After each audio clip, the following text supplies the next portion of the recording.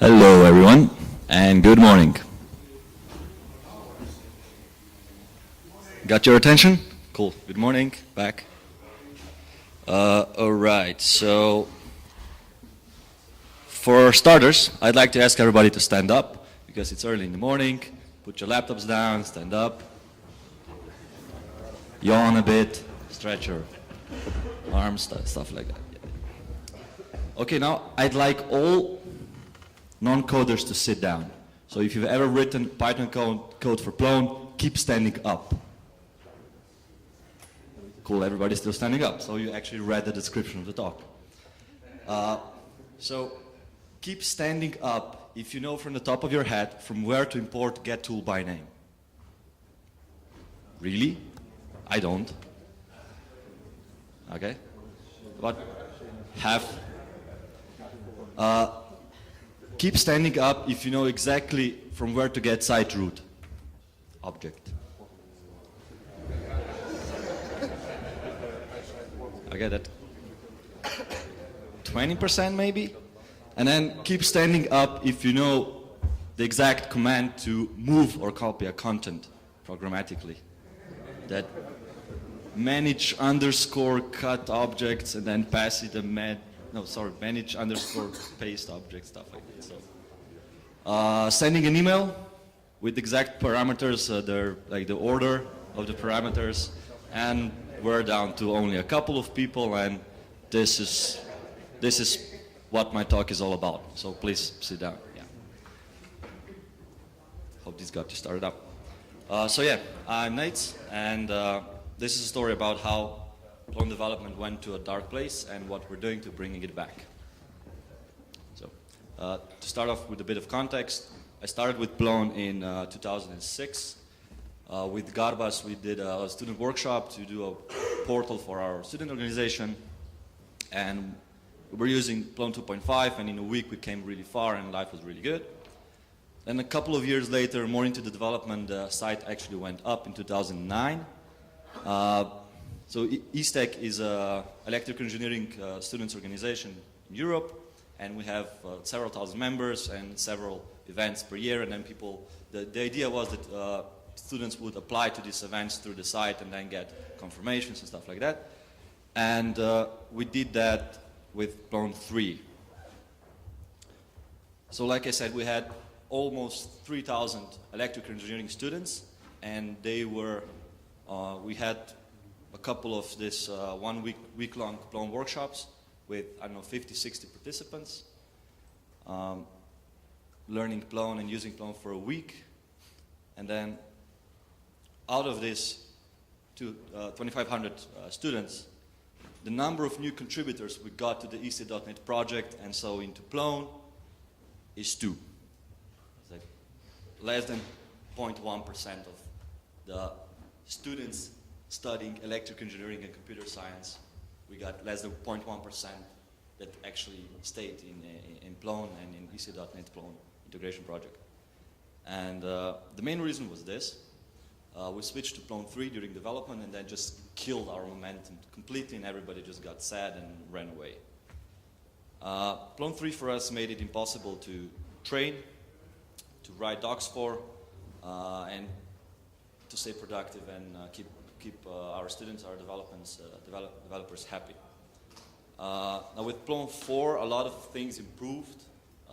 You can see that if you read the Plone 3 professional development book and then the Plone 4 professional development book, you see how much the whole environment changed and improved, but there are still problems. Like I said, you always have to remember from where to import that particular thing or that particular class. And there are many, many ways of how to get a site root object. I know I'm always Googling around that there are like 3, 4, 5 different approaches, and I'm never sure which is right and which will work. So I just try it out and hope that it goes along nicely. Copying and moving objects programmatically is kind of obfuscated. Getting the workflow state and doing transitions is, again, I always have to look it up. I can never just write it down from the top of my head, and that just wastes a lot of my time, and your time also, I'm pretty sure. And like stuff like this, always having to look up in different places without having a single point of reference. This is the worst thing currently in Plone and development of Plone. And this is why our documentation is hard to follow, because you have to write all this additional stuff. You have to do this, you have to do this. And this is why it's hard to train, and this is why we have a hard time keeping developers happy.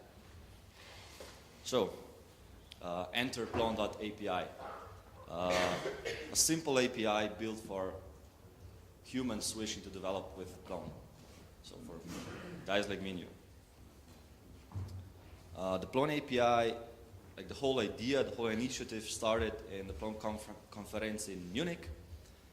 And then we had a Belgian Beer Sprint organized by Eastec in Antwerp, Belgium. And there we had 10 students who were completely new to Plone, and we were working on a Plone 4 version of the Eastec.NET portal. So we had a really limited, a really known feature set. We only had to rewrite code from Plone 3 to Plone 4. And while we were teaching students how to, I don't know, register a new user and stuff like that, when we came to a point where code was really kind of ugly, we just grabbed a few Plone people and tell them, like, we need this in Plone API, so we can tell the students just use Plone API and move on. And by the end of the week, we had most common tasks covered, and we got an alpha release out on the last day, 3 in the morning, in a taxi back to the hotel. And currently, we have around 15 committers already, and there has been a second alpha release in Plone Symposium South America in Brazil. So it's gaining a lot of momentum. Our inspiration was PEP 20 and PEP 8, so explicit is better than implicit, readability counts, especially Plone's favorites. There should be only one way to do this. Also, now is better than ever. We got a lot of comments about we shouldn't do this, we should just fix the underlying APIs in Plone. That's true, I agree, but why hasn't anybody do that in the last 5, 6, 7, 10 years? So Plone API we can have now and then focus on fixing the underlying APIs. And most importantly, we only want to cover the most common task we have to do 80% of the time. So no, like we want to cover 20% of the tasks, we do 80% of the time. So not all. If you have to do some really funky edge case stuff, you can use the underlying API. But for the common stuff, you use Plone API. As like point of reference, we took SQL Alchemy and the requests library because we believe they're well written and their documentation is well written and they're developer friendly. So going back to the question from where to import that thing, with Plone API, it's easy because you always import from Plone. I mean, you always do from Plone, import API. That's it. That's the only import you have to remember from now on. Not really, but. Getting the site root, it just goes with api.portal.get, and you will get a site object. Copying and moving objects instead of manage underscore paste objects and manage underscore cut objects. You have the API.content move. You also have API.content copy and .rename and stuff like that. And one of my favorites, the workflows, because I always had to Google that up, is now just API.content get state and transition. So get state gives you the state and dot transition does a transition. Simple. One of the biggest things with Plone API is the documentation it has. We started writing the docs first. We had the narrative documentation was written before any code was written. And this enabled us to have lots of room for discussions and to changing stuff around. Because if you start writing code and then you have to throw it away, you're kind of like emotionally attached to that. And that's why we just really wanted to have the docs finish first and then start writing code. So we don't have that emotional attachment to code that has already been written. And we also had a nice and good-looking API before we would start writing code, because we were using the API in the documentation, in the examples in the documentation. So we we wrote down examples. This is how I want to use Plone from now on. Then we're going to focus on the implementation later, but this is how we want it to look.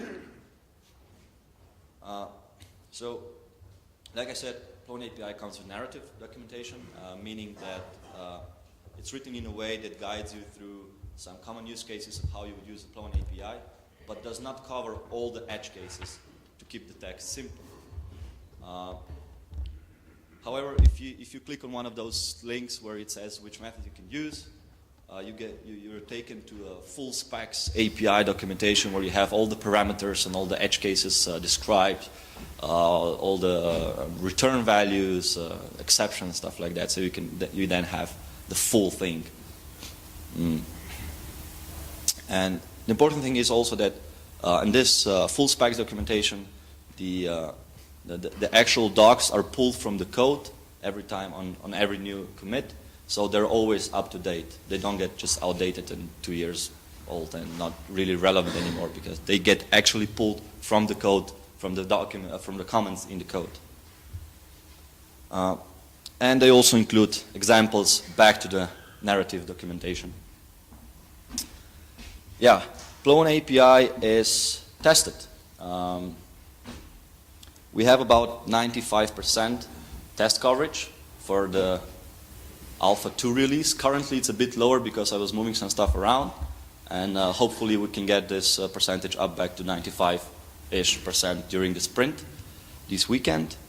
And also the examples in the narrative documentation are also tested. So every time we change something in the docs, change some example, that code is actually executed, and we can see if the examples are working or not. Besides that, we have continuous integration with Travis CI, meaning that every time there's a new commit pushed to GitHub, all the tests, like the unit tests and then the documentation tests, everything is run, and we can immediately see if we broke something. I have a talk about Travis CI tomorrow at 9:45 if somebody's interested in Travis CI. Moving on, this is how it looks. You have a couple of builds, and then just you can immediately see which are passing and which have failed. So the methods in Plone API are grouped by their field of usage. You have portal, content, users, and groups. And import style is always the same. You do from Plone import API and then call API dot your field of usage dot some method. So API dot portal dot get gets you the portal object. API dot user dot create creates your user, and then API dot group dot add user will add a user to that group. There's the current list of methods in the portal module. I'm not going to go through them because you can go and read the docs and everything is there, the full documentation. Then we have the API content, the API user, and the API group. Again, all the documentation is available on Read the Docs, and it's generated every time, again and again, every time there's a new commit. So, in the wild, currently in Brazil we did a new package called tutorial.todo-app. I strongly encourage you to look at it. It's a tutorial for guiding you to create your own, your first Plone application. So to-do application, what it does basically, you create one dexterity content type through the web, and then create a simple view to list that and some JavaScript and stuff like that, so it's nice. And that thing already uses Plone API, and as far as people have tested it, it works. I've actually tested this on a student that did not know any Plone knowledge, and he went through and then started working on an actual project immediately after that and just pulled the knowledge in, and it works really, really great. The second thing where we already use Plone API is the easty.portal project. That's also on GitHub. That's the Plone 4 version of the easty.net site, and you can see there, if you want to see it, how it actually looks in the code and how we use it. Then there's another project that we run internally in our company, Nejc Zupan. We have around 100K objects and several hundred users, and we've been using Plone API in production on that side for about a month or so, and so far no issues. So yeah, Plone API is still in alpha because things will move around, but I'm hoping to get a beta release out in a week or so, so after the sprints, and that would be, for that release I would be kind of happy to say to people, yes, you can start using it. With caution, but you can start using it. There's a lot of questions come up about where are we going to use Plone API. So the first thing that comes to mind is integration code, so your project-specific code. And should you use Plone API there? Definitely, because you know the feature set. You know you're basically going to be the only user that's going to use that code, or your company or your team, and you should know the edge cases. And in that cases, usage of Plone API is definitely encouraged. Then there are Plone add-ons. Most of add-ons we have are basically just a few content types and some views. For that type of add-ons, definitely use Plone API. It's going to make your life easier. Plus, it's going to make the upgrade of it's going to make your version of an add-on compatible with future versions of Plone. Because if the underlying API of Plone changes, we're just going to amend the Plone API methods, meaning your code will not have to change at all. Then there is core code, Plone core code. For that, I believe we should not use Plone API because the core code should still cover all of the use cases we can imagine and all the edge cases. So yeah, for core code, let's stick with what we have. However, our work is far by done, even though we have all those methods already implemented.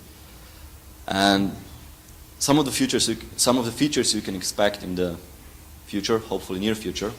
What I'm really excited about is API.role, which could be used as a context manager, so you would do stuff bypassing constraints, permissions, and stuff like that. It's really useful for upgrades and for sysadmins to do like system maintenance, stuff like that. Quick management of your database. So yeah, management stuff, maintenance stuff.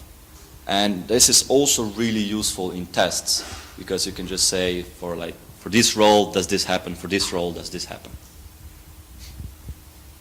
Oh, it died. Cool. Then there's the API.environment.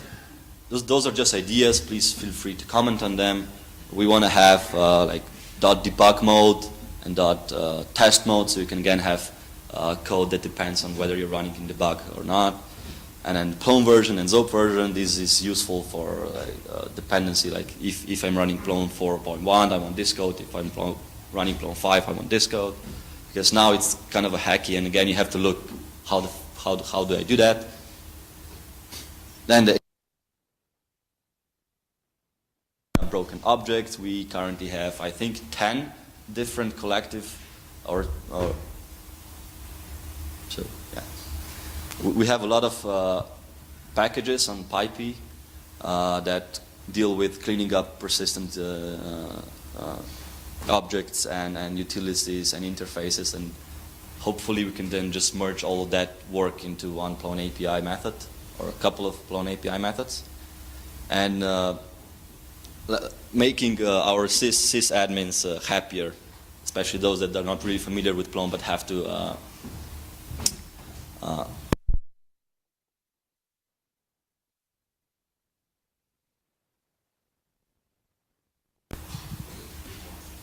like this. Cool. Yeah. Oh yeah, now it's louder. We also might want to have JSON web services support. So a package like Plone.json API that would have one-to-one mapping from Plone API methods into like JSON methods in a JSON API view. That would be really cool for our JavaScript because we can have that standardized. and it would be really cool for connecting Plone to external services, because you would know exactly how to get this content and that user and whatnot. And that would be like future-proof and, again, resilient to upgrades. Yeah, we need lots of help. We want to translate the Plone API documentation in different languages. We already have support for that. Our Sphinx already grabs text from the English documentation and creates PO files, so we can start translating that. The problem is that Read the Docs currently does not have support for that yet. So if anybody knows people working on Read the Docs, please come to me so we can together poke them to add support for multiple languages of Sphinx on Read the Docs. And I'd like you to show us your home-baked internal company maintenance scripts. Especially at this point, I'm looking at sysadmins out there. I'm sure you have lots and lots of code that you often run on your sites, and we want that code to be out so everybody can use it and not have it internally. And yeah, all this and more at the post-conference sprint this weekend. I'm sure I'm going to be sprinting on this, so some people have already voiced that they want to join, so you're welcome to join. What I want to do at the sprint is to do app coding dojo. This is especially for beginners, so they can go to the app tutorial and see how you use dexterity and how you use Plone API to create a very simple Plone application.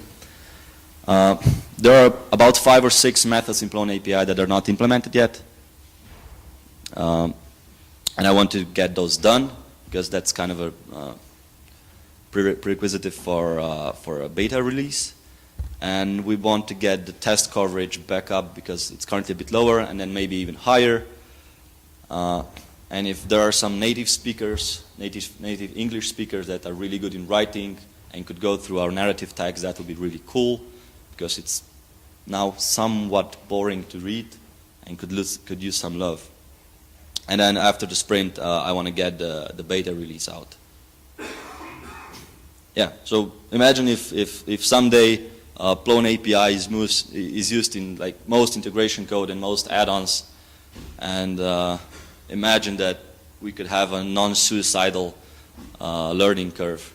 Yeah, I've taught a lot of students in the last 5-6 years, and I would really love to get that Z-shaped learning curve a bit like smoothened out. And yeah, you could have like a single point of reference, like a couple of sheets of paper on your wall printed out, and you would know that like 80% of the time you can just use those. I'd also love to have the JSON API stuff done, so we can have a standardized way to do AJAX requests and web services stuff.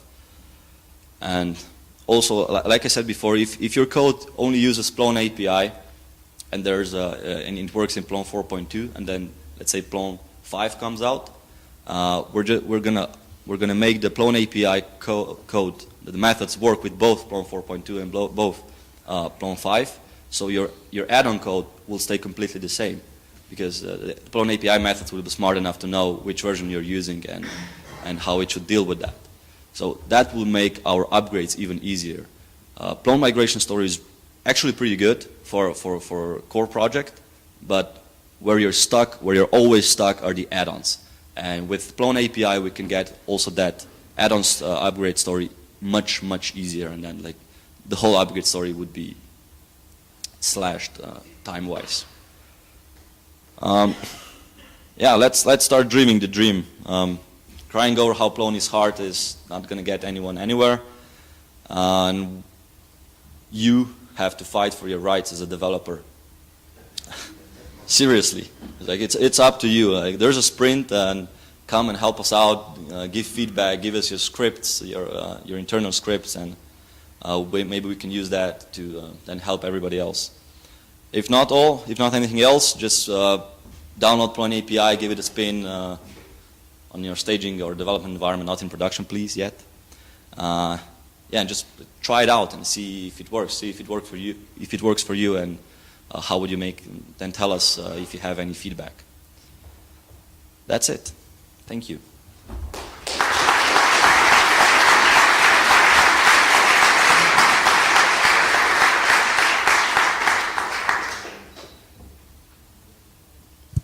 I intentionally speed it up a bit so we have time for questions. I'm sure there will be some.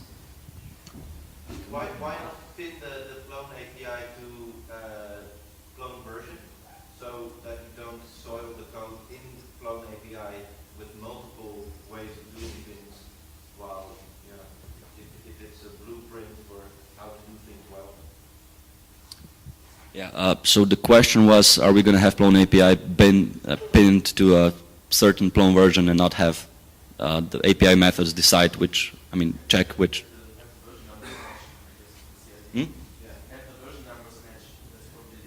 Yeah, I think that I would first try with having Plone API one version support several Plone versions. If that proves to be too difficult, then we can cut a new release and just say like this is used from Plone 4.4 on.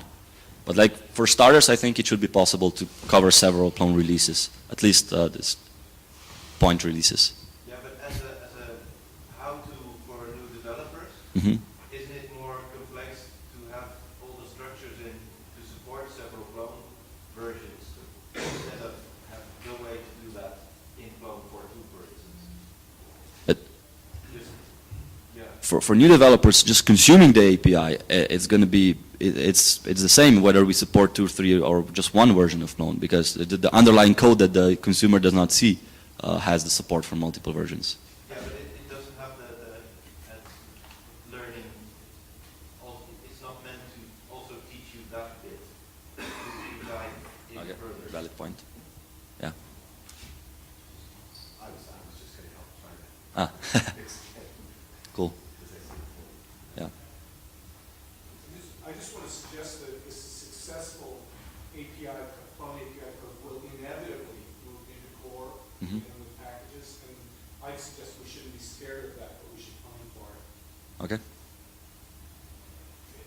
Also to make refactoring the core easier. Yeah, yeah. Actually, I think it's a good idea to use it in the core. Okay.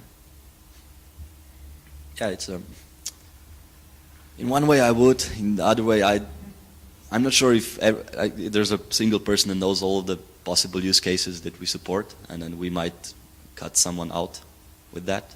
I mean, it doesn't have to cover everything. Like, Okay. think of a package. We all the time migrate packages into the core. And if the package author is learning through the API, then they have done a very good job just using Plone API. True. Anyone else? Yes, Plone API is nominated for Plone Award, so you can still get your votes in at Plone Awards. Yeah. Yeah, could you say that performance, calling the extra functions? Yeah, like I said, we use it in a 100K object site, and based on our monitoring, I didn't see any performance impact on that. I'm sure there is some, but for us, I couldn't measure it. There was no visible difference. That's it? Cool. Thank you.